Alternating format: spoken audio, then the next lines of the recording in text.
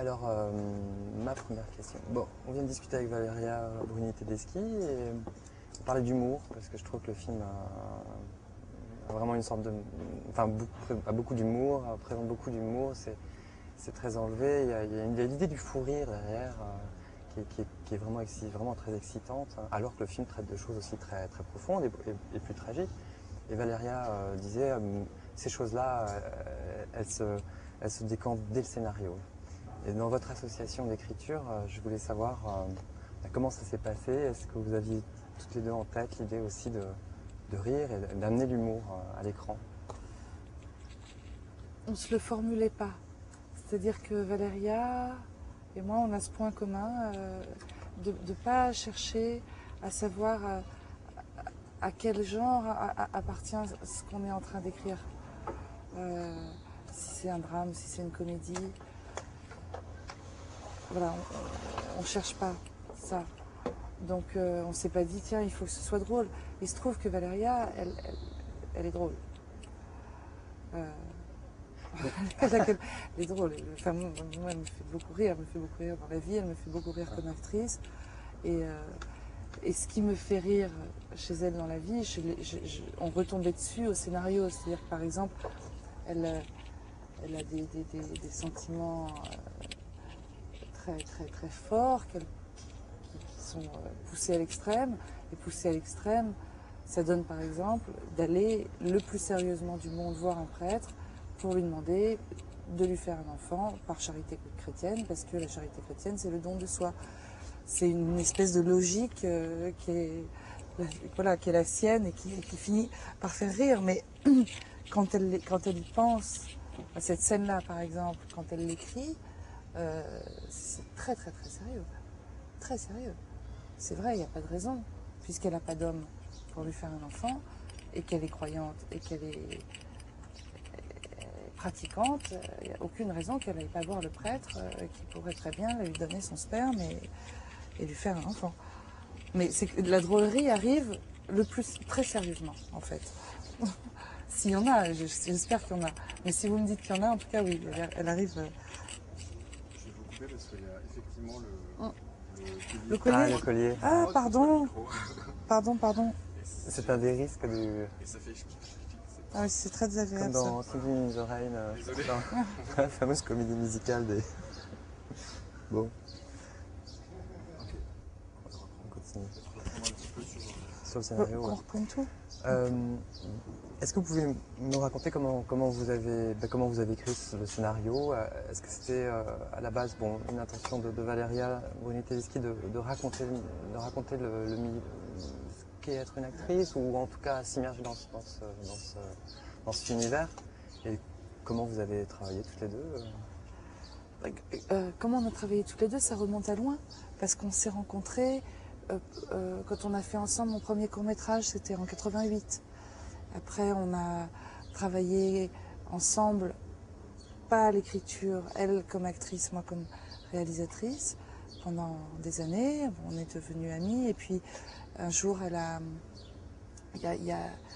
doit y avoir pas loin de 10 ans maintenant, elle a eu une période difficile au moment où elle jouait au théâtre, alors qu'elle avait fait jusque-là plus de cinéma que de théâtre, et elle avait l'impression aussi, parce qu'elle vivait des choses difficiles par ailleurs, mais elle avait l'impression tous les soirs qu'elle allait en mourir de devoir monter sur scène. Et voilà, et à ce moment-là, pendant cette période où elle mettait tout en doute, elle mettait son métier de comédienne en doute, se disait qu'elle allait arrêter et le théâtre et le cinéma, et moi je lui disais pourquoi pas écrire, quoi, en continuant à faire l'actrice, mais pourquoi pas écrire.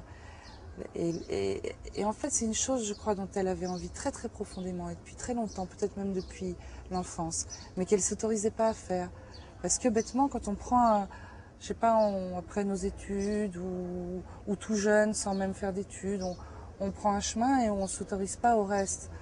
Alors, moi, c'était pareil pour faire l'actrice. Je ne m'autorisais pas. Enfin bon, elle ne s'autorisait pas à écrire. Et elle a commencé à écrire à ce moment-là, en prenant des petites notes et sans du tout savoir quelle forme ça allait prendre. C'est est-ce que ce serait, elle me disait, mais ça va être quoi, un one-man show, un journal intime, une pièce de théâtre, un scénario de film, ça va être quoi? Je disais, peu importe, allons-y. Et voilà, c'est comme ça qu'on a écrit Le Chameau. Et quand Le Chameau a été terminé, je crois qu'elle a vraiment goûté, aimé la mise en scène. Elle a eu envie de faire un autre film. Et un jour, on était en voiture, on partait en Normandie. Et elle me rappelle cette période difficile qu'elle avait vécue quelques années plus tôt et où elle avait commencé à écrire Le Chameau. Et elle me dit, mais tu sais, c'est drôle parce que cette pièce, dont finalement elle a été virée de cette pièce. Elle dit qu'elle a été virée aussi parce qu'elle le voulait sans doute. Elle dit, c'est drôle parce que je me suis rendu compte que la personne qui me remplaçait, c'était pas une comédienne, c'était l'assistante du metteur en scène qui était dans l'ombre, tout le temps dans l'ombre, très très très très disponible, très discrète. Si j'avais besoin qu'elle me fasse dire mon texte, elle me faisait dire mon texte. Et je n'ai pas du tout compris qu'à force, elle connaissait le rôle. Et elle me disait, j'ai pas compris qu'elle rêvait de jouer ce rôle, que moi je jouais tous les soirs en étant morte de trac et de doute et de tout ça. Elle rêvait de le jouer. Et on était en voiture, elle conduisait comme ça, et on s'est regardé, et on n'a même pas eu à se le dire. C'était quelque chose qui pour nous faisait déjà une histoire, en tout cas un point de départ. Un point de départ. Alors justement, en fait, mais c'est pas que ça l'histoire, bien sûr. Ouais. Pour rester encore comme sur ce duo, et ce duo qui s'est transporté à l'écran, finalement, c'est vrai que le rôle de Nathalie, c'est le rôle de l'assistante qui est dans l'ombre et qui a un désir finalement en tout cas qui a une frustration d'actrice et qui, bon, de fil en aiguille, va remplacer l'actrice qu'incarne Valéria, Marceline. Cette dualité, est-ce que c'était un bon moyen de représenter ce que sont les désirs de quelqu'un qui est actrice? Est-ce que c'est quelque chose qui montrait un petit peu toute la palette des antagonismes de ce que c'est qu'être acteur ou être actrice? Je sais pas, mais je sais pas si je peux réussir à répondre de façon directe à votre question. Il y a parmi les choses très comme ça informes parfois dont on parlait, il y avait l'espèce de désir, mais presque, enfin aussi fort qu'un désir physique, aussi fort qu'un désir sexuel même, je pense. Le désir d'être dans la lumière. Ça, je pense que chez certains acteurs, c'est très très très très très puissant. Il y a des acteurs qui ont besoin d'oublier ça, d'oublier la lumière, ou d'oublier la caméra, ou d'oublier... Mais il y a des acteurs, moi que je vois, par exemple là j'ai tourné avec Sabine Azema, c'est incroyable. C'est-à-dire que la caméra est là et tourne. Il y a une chose, mais presque... presque... Enfin, elle se transforme totalement. Au lieu, il y a des acteurs qui ont besoin de ne pas savoir où est la caméra, d'être, voilà, de ne pas. Des acteurs qui sont tout aussi bons et qui ne sont pas amoureux de la caméra. Là, je parle pour les acteurs de cinéma, mais j'imagine que pour un acteur de théâtre, c'est pareil. On peut être amoureux de la poursuite, du silence d'une salle, du noir d'une salle et de la lumière d'un plateau. Et puis on peut aussi, pour bien faire son travail ou le mieux possible, avoir besoin d'oublier ça. Donc on parlait en écrivant beaucoup de ça, des gens qui aiment être dans la lumière. Et alors des gens qui aiment être dans la lumière et qui y sont, et des gens qui aiment, qui rêvent, c'est plus qu'aimer, hein, c'est vraiment être transfiguré, quoi. parlait aussi, oui, des gens qui rêvent d'être dans la lumière et qui sont dans l'ombre. Et on parlait de tas de choses autour des acteurs. On parlait aussi de... On a beaucoup parlé des amis de Valéria que j'ai un tout petit peu connus, moi, avec lesquels elle a fait ses études, avec Chéreau, aux Amandiers. Voilà, de ceux qui sont devenus ou restés acteurs, de ceux qui ont lâché prise, qui n'ont pas pu ou qui n'ont plus voulu. Alors il y a une autre analogie aussi, vous êtes toutes les deux réalisatrices de films et actrices. Est-ce que, comment dire, est-ce que vous nourrissez d'une fonction, des deux aspects, de ces deux métiers différents et en même temps, est-ce que ça renforce énormément votre complicité avec Valéria Alors, moi je me sens pas actrice, vraiment. Je me sens vraiment pas actrice. C'est-à-dire que j'en ai rêvé très fort quand j'étais petite, je sais pas, entre mes 11 ans et mes 15 ans ou 16 ans, mettons. Vraiment, je me souviens, j'étais assise sur des escaliers de cours de théâtre, comme ça, et je me disais, c'est le seul métier qui vaille. Puis après, mon cerveau, quand même, Alors, je disais, oui, mais enfin, quand même, la médecine, on a besoin de médecins. Non. Le seul métier au monde, c'est d'être acteur. Et puis ça m'a, je sais pas, ça m'a paru à un moment, des auditions, ça m'a paru trop dangereux pour moi. Je me suis dit que je ne supporterais pas la dépendance que ça peut représenter. Que j'allais y laisser trop de plumes, que j'allais devenir folle et qu'il fallait que je rompe net et définitivement avec ce désir-là. Et j'ai rompu net et définitivement. Alors maintenant, depuis peu de temps en fait, depuis le film d'Yvan Attal, c'est la première fois que je tournais. Enfin, j'avais fait un tout petit rôle quand j'avais 18 ans dans les cinéphiles de Skorecki. Très bien. Mais je sais pas, j'étais allée, je crois, une demi-journée sur le tournage. J'avais peut-être même pas 18 ans, je sais plus quel âge. Et je prends toujours des détours, après je perds le fil. Non, on parlait d'acteurs, Oui, d'acteurs et de réalisateur. Ouais. Bah, oui, donc non, ça, je me sens pas actrice. C'est-à-dire que au moment où ça tourne, ou au moment où on me propose quelque chose, où je commence à avoir très envie du rôle, du personnage, là je le deviens, mais après, quand c'est fini, je le suis plus.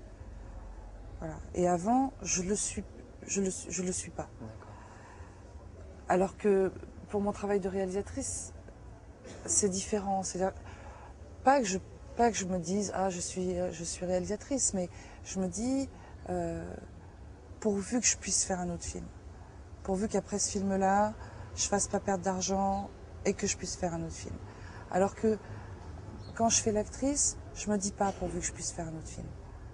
Voilà, c'est ça la grande différence. Et sinon, par rapport à comment on se nourrit, j'espère, Valéria et moi, déjà on a fait un chemin de travail long, parce qu'on a commencé à travailler ensemble il y a presque 20 ans. Voilà, qu'on a le même âge, que ça a été une rencontre très importante, que moi j'ai appris avec elle, quoi. C'est-à-dire que les acteurs, je les ai appris avec elle. Si diriger des acteurs veut dire quelque chose, c'est avec elle que je l'ai appris.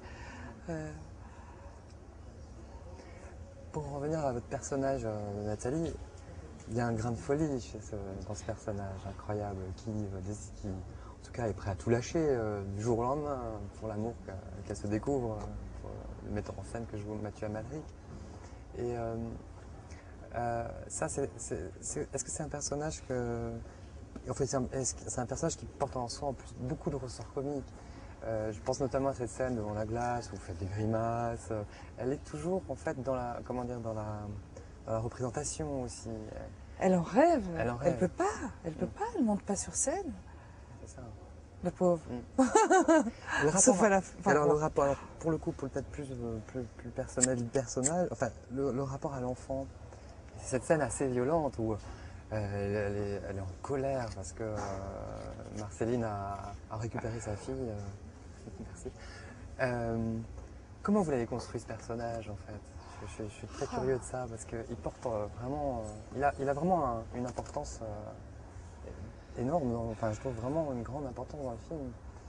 Comment on s'est nourri Comment vous l'avez trouvé? Comment vous l'avez imaginé? Ben, le point de départ, ça a été ce que je vous racontais de quand Valéria a été licenciée de cette pièce et qu'elle s'est rendue compte que du jour au lendemain, la personne qui reprenait le rôle, c'était l'assistante. Et pas une actrice qu'on aurait appelée chez un agent, qui serait venue passer une audition ou quoi. Donc on s'est dit, waouh, quelle vie secrète, discrète. Cette assistante a eu pendant des mois de répétition, de représentation. Qu'est-ce qui se passait dans sa tête quand elle faisait répéter le texte à Valéria et qu'en fait elle était en train de l'apprendre par cœur, peut-être inconsciemment. Donc on s'est nourri de cette histoire-là, on s'est nourri de nous-mêmes. C'est-à-dire que moi oui, on s'est beaucoup nourri de nous-mêmes. Valéria imaginant ce que seraient ses sentiments et son comportement si elle ne pouvait pas être dans la lumière, si elle ne pouvait pas jouer, si elle était mariée avec des enfants, mais ayant été obligée, on ne sait pas par quoi, par elle-même, par ses névroses, par la vie, par le cours des choses, si elle avait été obligée de renoncer à être dans la lumière, qu'est-ce qu'elle aurait eu en tête? Et moi, je me suis nourrie de ce qu'un jour j'ai renoncé. Que j'avais 16 ans, j'étais pas mariée, j'avais pas d'enfant, mais on peut faire très vite revenir des sensations, des sentiments qu'on a connus et puis les réactualiser, enfin les remettre à aujourd'hui. Il y a aussi cette idée de cette course contre le temps, l'idée de cette course aussi contre l'horloge biologique, je dirais, hein, parce que ça c'est vraiment plutôt le personnage de Valéria. Ouais. Et le vôtre en revanche, elle a un enfant, enfin elle a construit une famille, elle a dans un autre schéma, mais pour toutes les deux il manque quelque chose. Hein. Et c'est ce manque que vous décrivez très assez justement. Mais c'est drôle ce que vous dites à propos du temps, parce que ça c'est une chose, l'horloge biologique, comme vous dites, ça on en avait absolument conscience en écrivant. Mais par contre, quand je vois le film, j'ai l'impression, pour moi, il raconte une chose, même au-delà de la ménopause, d'avoir 40 ans, de rêver d'avoir un enfant et de ne pas en avoir, du danger que ça représente, 40 ans, puis après 41, puis mais pour moi, le film, il parle du temps qui passe. Et ça, quand on écrivait, je m'en rendais pas compte. C'est la vision du film en fait, ou pendant le tournage? Non. Quand j'ai vu le film au montage, je me suis dit, ah oui, ça peut, au-delà d'une histoire d'actrice, au-delà d'une histoire de femme à qui on annonce qu'elle est en préménopause et qui n'a pas d'homme dans sa vie et qui n'a pas d'enfant et qui veut avoir un enfant, au-delà d'une femme qui a la foi, qui va à l'église, c'est l'histoire du temps qui passe. C'est la terrible mélancolie. Il y a quelque chose de... Enfin, moi, je suis vraiment contente si le film fait rire. Vraiment contente, parce que... Mais peut-être il fait rire aussi de mélancolie. Pour moi, c'est un film très mélancolique. Merci beaucoup.